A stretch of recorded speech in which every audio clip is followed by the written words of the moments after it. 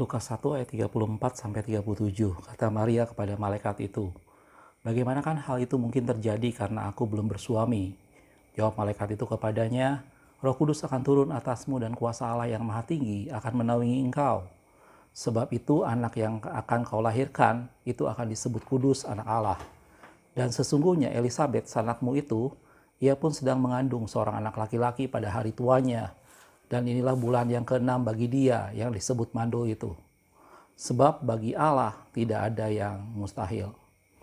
Oke, shalom saudaraku, menyambung seri tentang 10 Little Candle of Christmas. Hari ini saya memasuki video yang ketiga, gitu ya. Dan ayat yang baru kita baca dalam firman Tuhan tentang bagaimana ada satu peristiwa pada waktu malaikat Gabriel menyampaikan pesan Tuhan kepada Maria. Maria berkata bahwa bagaimana mungkin hal itu terjadi? Bagaimana mungkin itu sesuatu hal yang mustahil sebab aku belum bersuami. Dan kemudian malaikat Gabriel menjelaskan bahwa anak yang dikandung adalah kudus oleh Roh Kudus dan dia akan disebut dengan anak Allah yang Maha Tinggi. Gitu ya. Dan di samping berita itu ada berita yang kedua yang disampaikan oleh Gabriel kepada Maria, yaitu bahwa saudaranya Maria, sanaknya Maria yaitu Elisabet yang disebut mandul itu sedang mengandung, gitu ya. Dan di sana dikatakan bahwa ini bulan ke-6 bagi dia, yaitu bagi Elisabet yang disebut mandul itu. Dan statement yang terakhir dari ayat yang barusan tadi kita baca, malaikat Tuhan berkata, sebab bagi Allah tidak ada yang mustahil. Gitu ya. Little candle yang ketiga yang ingin saya bahas sekarang adalah satu statement dalam firman Tuhan bagaimana bagi Allah tidak ada sesuatu pun yang mustahil. Gitu ya. Nothing impossible for God. Dan itu yang menjadi little candle yang ketiga yang ingin saya bahas pada video ini. Gitu ya. Dan tadi kita lihat ada dua peristiwa penting di mana sesuatu hal yang mustahil itu terjadi. Yang pertama adalah perawan yang masih belum bersuami yaitu Maria dan kemudian dia mengandung, dan Maria sendiri berkata bagaimana mungkin itu sesuatu yang mustahil, gitu ya. Dan yang kedua adalah seorang Elisabet yang waktu itu sudah berusia tua dan dia mandul dan kemudian dia juga mengandung. Yang saya sudah jelaskan bahwa dia akan melahirkan yaitu Yohanes Pembaptis. Dan itu pun menjadi sesuatu hal yang mustahil. Bagaimana mungkin hal itu semua terjadi? Jadi berita Natal ada dua kenyataan, ada dua pembuktian pada waktu peristiwa Natal, yaitu malaikat Gabriel menyampaikan suatu pesan bahwa sesuatu yang mustahil itu tidak berlaku bagi Allah. Bahwa bagi Allah tidak ada sesuatu yang mustahil. Seorang perawan yang belum bersuami bisa mengandung, dan seorang yang disebut mandul dia bisa mengandung sekalipun pada masa tuanya. Gitu ya. Dan bagian yang ketiga ini kita mau lihat sama-sama bahwa pada saat Natal, pada saat peristiwa Natal, ini kita diingatkan dalam firman Tuhan bahwa itu adalah suatu pembuktian, bahwa itu adalah suatu bukti nyata, bahwa Allah menyatakan dirinya sebagai satu pribadi yang baginya tidak ada segala sesuatu yang mustahil. Bagi Allah tidak ada sesuatu pun yang dia tidak mampu lakukan, karena dia adalah Allah sendiri. Gitu ya. Kalau kita kembali membahas tentang hal mandul, dalam firman Tuhan banyak sekali peristiwa orang-orang yang mandul. Dalam arti kata, kita tahu bahwa mereka tidak punya kemampuan, mereka tidak punya kesanggupan untuk meneruskan keturunan. Gitu. Kalau kita lihat dalam firman Tuhan, misalnya istri dari Abraham yaitu Sarah, dia seorang yang mandul. Gitu. Kalau kita lihat sebentar ke belakang, saudaraku, dalam Kejadian 11 ayat 30 dikatakan Sarah itu mandul, tidak mempunyai anak.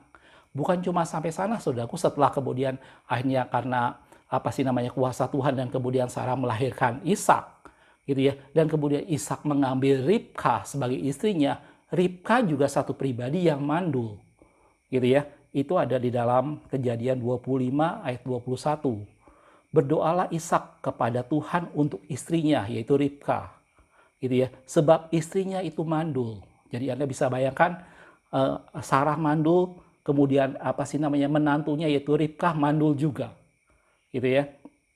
Seorang yang mandul, Tuhan mengabulkan doanya sehingga Ribka istrinya itu mengandung, gitu ya. Dan bukan cuma sampai sana, saudaraku. Setelah kemudian Tuhan mendengar doa Ishak tadi dan kemudian Ribka yang mandul itu kemudian bisa melahirkan, lahirnya di sana adalah Esau dengan Yakub. Dan kita tahu ceritanya bagaimana kemudian Yakub mengambil Rea dan Rahel, gitu ya. Dan Yakub sangat menyayangi Rahel, dan dalam firman Tuhan dikatakan Rahel seorang yang mandul, gitu ya. Dalam Kejadian 29 ayat 31 dikatakan ketika Tuhan melihat bahwa Lea tidak dicintai, dibukanyalah kandungannya, tetapi Rahel mandul. Jadi Anda bisa bayangkan bahwa Abraham 3 generasi ke bawah itu semuanya mandul, saudaraku. Dan kata firman Tuhan menjadi sesuatu bahwa itu menjadi sesuatu yang dimana Allah mengubah itu semua dan melahirkan suatu generasi-generasi berikutnya.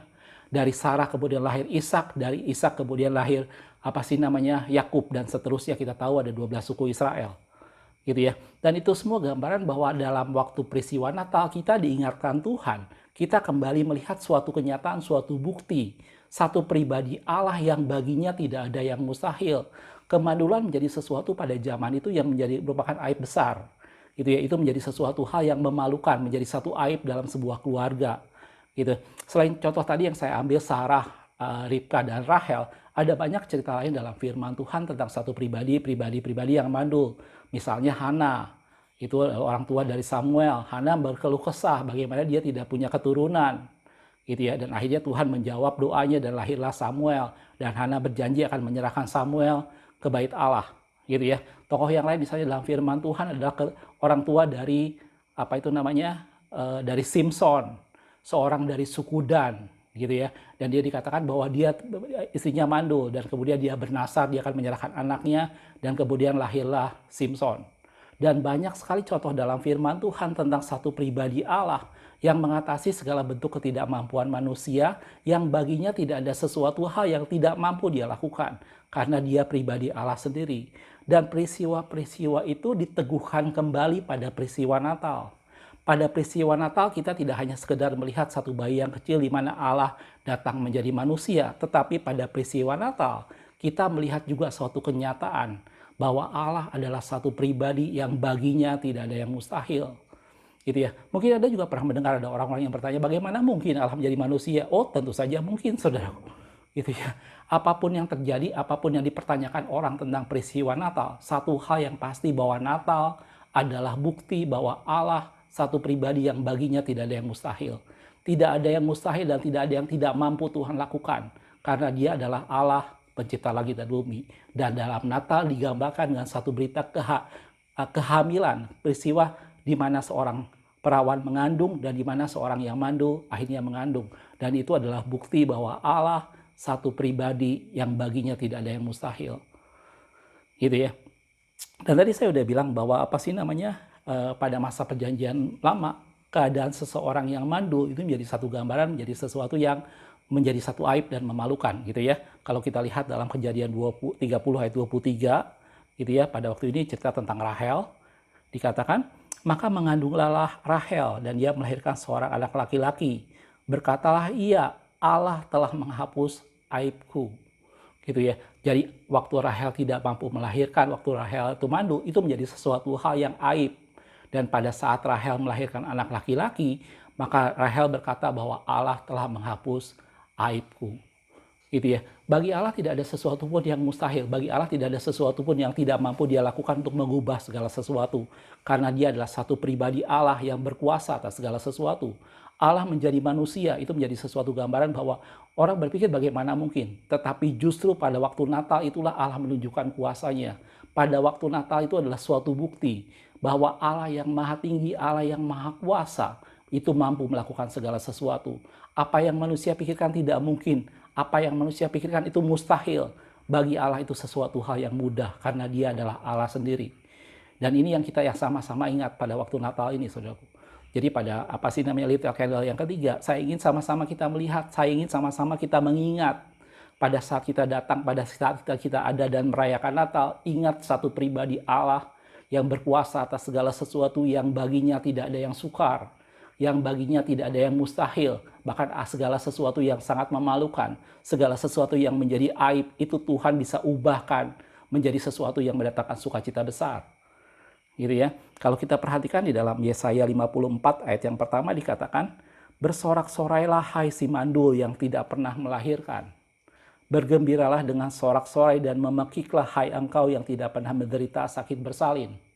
Lanjutannya, sebab yang ditinggalkan suaminya akan mempunyai lebih banyak anak daripada yang bersuami, firman Tuhan. Dan itu menjadi gambaran bagaimana Allah mengubah ratapan kita menjadi tari-tarian karena dia Allah yang berkuasa. Karena dia yang Allah yang mampu melakukan segala perkara yang di mata manusia mungkin itu mustahil. Tetapi Allah mengubah itu semua. Bahkan dalam firman Tuhan dikatakan bersorak-sorailah perempuan yang mandul. Gitu ya. Allah yang kita sembah, Allah yang kita peringati pada hari Natal, itu adalah pribadi Allah yang sanggup melakukan segala sesuatu dan dia bisa mengubah aib kita. Dia bisa mengubah segala sesuatu air mata dan perkabungan kita menjadi suatu sorak-sorai dan kegembiraan. Karena dialah Allah yang baginya tidak ada yang mustahil. Gitu ya. Dalam Yeremia 32 ayat 17 dikatakan, "Ah Tuhan Allah, sesungguhnya Engkaulah yang menjadikan langit dan bumi, dan dengan kekuatanmu yang besar, dan dengan lenganmu yang terentang, tiada suatu apapun yang mustahil untukmu."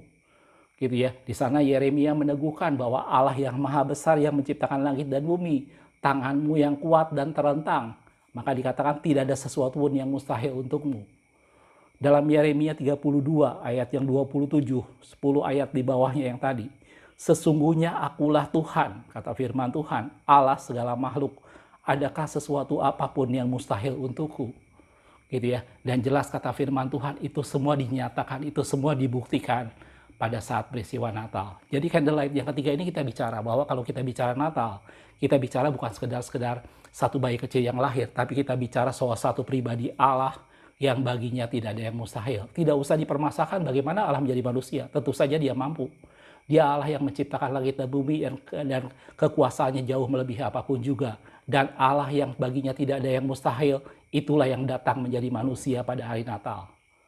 Jelas aku. Jadi melalui candlelight, little candle yang ketiga ini saya ingin sama melihat bahwa Allah kita itu adalah Allah yang baginya tidak ada sesuatu yang mustahil. Segala perkara dia mampu lakukan. Apa yang menjadi sesuatu yang menjadi beban kehidupan kita, yang menjadi suatu aib dalam kehidupan kita, Allah sanggup ubahkan itu semua dan menjadi suatu sukacita besar. Gitu ya. Saya tidak tahu bagaimana kondisi Anda dan saya masing-masing dalam hari-hari ini. Gitu ya. Mungkin ada seseorang yang berbicara, saya bukan mengalami kemandulan secara jasmani, tetapi saya mengalami kemandulan sukacita dalam rumah tangga saya. Saya mengalami kemandulan di mana suami saya tidak bisa berubah atau istri saya tidak berubah, dan itu menjadi sesuatu hal yang rasanya mustahil untuk berubah. Tetapi ketahuilah saudaraku bahwa pada saat kita datang merayakan Natal, ingatlah tentang satu pribadi Allah yang baginya tidak ada yang mustahil, dan baginya dia bisa mengubah segala bentuk kemandulan dan menjadi satu sukacita besar. Gitu ya. Dan Yeremia berkata bahwa Engkaulah Allah yang menciptakan langit dan bumi, dan tanganmu yang kuat dan terentang, dan tidak ada sesuatu pun yang mustahil bagimu. Gitu ya. Dan sekarang kalau kita bicara tentang sesuatu yang mustahil, kenapa ini dikatakan mustahil? Biasanya orang menganggap itu sesuatu hal yang mustahil. Karena apa? Daya talar manusia menganggap itu tidak mungkin dapat dilakukan. Manusia menilai sesuatu mustahil atau tidak, itu dia meletakkan sepenuhnya pada kemampuan nalar dia meletakkan sepenuhnya pada kemampuan ilmu pengetahuan pada manusia. Sehingga dia bisa katakan bahwa itu mustahil terjadi. Sampai saat ini, saudaraku, tidak ada ilmu pengetahuan yang bisa membuktikan bahwa seorang perawan yang tidak berhubungan dengan seorang pria bisa mengandung, dan itu tidak pernah bisa dibuktikan dalam ilmu pengetahuan. Dan karena itulah manusia menganggapnya sebagai sesuatu hal yang mustahil. Gitu ya. Manusia mencari-cari bagaimana caranya Allah bisa membelah lautan di tengah-tengah mereka dan umat Tuhan berjalan di dataran yang kering. Gitu ya. Pada saat pikiran dan akal budi manusia tidak mampu mencerna itu semua, manusia menganggap itu sesuatu yang mustahil. Tetapi bagi Allah tidak demikian, saudaraku. Pengetahuan dan hikmat Allah itu jauh dari kemampuan nalar Anda dan saya. Gitu ya. Siapapun Anda dan saya, dengan seberapa kepintaran kita masing-masing, apa yang dalam hikmat dan kepintaran Tuhan dan daya nalar Tuhan, itu menjadi sesuatu yang melebihi apapun juga. Sehingga manusia bisa berkata itu mustahil, tetapi tidak bagi Allah. Jelas, saudaraku? Kalau kita lihat dalam Roma 11 ayat 33, firman Tuhan katakan seperti ini. "Oh alangkah dalamnya kekayaan hikmat dan pengetahuan Allah. Sungguh tak terselidiki keputusan-keputusannya, dan sungguh tak terselami jalan-jalannya." Itu sesuatu hal yang luar biasa.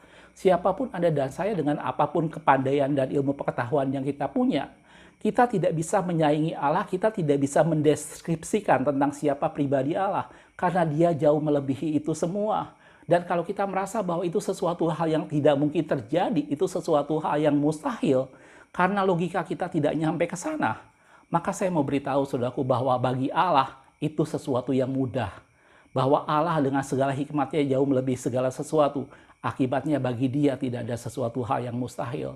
Dengan segala kekuasaan dan hikmatnya dan tangannya yang terentang, maka dia bisa melakukan segala sesuatu yang manusia anggap itu mustahil. Dan Paulus berkata bahwa tidak ada yang bisa menyelami jalan-jalan Tuhan. Betapa dalamnya hikmat pengetahuan Allah, katanya. Gitu ya. Kalau kita lihat lagi dalam Roma 11 ayat 34, satu ayat setelah itu. Sebab siapakah yang mengetahui pikiran Tuhan? Atau siapakah yang pernah menjadi penasehatnya? Jelas aku, dan kita bersyukur kita punya Allah yang mengatasi segala sesuatu. Gitu ya, kita bersyukur kita punya Allah yang baginya tidak ada yang mustahil. Saya tidak tahu, mungkin Anda dan saya mengalami kemandulan yang tadi saya bilang, mungkin bukan kemandulan secara fisik, bukan kemandulan secara kita tidak mampu melahirkan keturunan, tetapi kita bisa kemandulan dalam hal sukacita, kita bisa dalam kemandulan dalam hal pertobatan dan lain sebagainya. Dan ketahuilah, bagi Allah tidak ada yang mustahil, dan dia bisa mengubah suatu aib, dia bisa mengubah sesuatu hal yang tidak mungkin menjadi sesuatu yang mungkin. Dan pada hari Natal, Allah membuktikan itu semua. Dan pada hari Natal, malaikat Gabriel menyampaikan pesan bahwa bagi Allah tidak ada yang mustahil. Jelas aku? Satu ayat yang terakhir sebagai penutup dalam Yeremia 31 ayat 13 dikatakan seperti ini. Pada waktu itu anak-anak darah akan bersukaria menari beramai-ramai. Orang-orang muda dan orang-orang tua akan bergembira. Aku akan mengubah perkabungan mereka menjadi kegirangan, akan menghibur mereka dan menyukakan mereka sesudah kedukaan mereka. Apapun yang menjadi perkabungan Anda dan saya, apapun yang menjadi kedukaan kita semua, Allah berjanji bahwa dia akan mengubah itu semua. Bagi Allah tidak ada yang mustahil untuk mengubah segala sesuatunya. Gitu ya. Allah mampu melakukan segala perkara dan tidak ada sesuatu pun yang mustahil bagi dia. Jelas saudaraku? Mudah-mudahan dari Little Candle yang ketiga ini mengingatkan Anda dan saya sama-sama bahwa kita punya Allah yang baginya tidak ada yang mustahil. Jangan menyerah. Gitu ya. Mari gantungan harap kita, mari tetap beriman kepada Tuhan. Segala sesuatu mungkin nampak belum berubah, tetapi mari bertahan dan mari nantikan Tuhan, dan tidak ada yang mustahil bagi dia. Gitu ya. Dan percayalah dan mari tetap bertahan dan minta. Saatnya akan datang bahwa Tuhan akan menyatakan kuasanya, dan dia akan mengubah perkabungan menjadi kegirangan, dia akan mengubah kedukaan menjadi sukacita, kata Tuhan. Dan saudaraku, makasih sudah menonton. Semoga Little Candle yang ketiga itu menerangi hati dan pikiran kita seperti lilin kecil di hari Natal ini. Nantikan Little Candle berikutnya. Tuhan Yesus memberkati.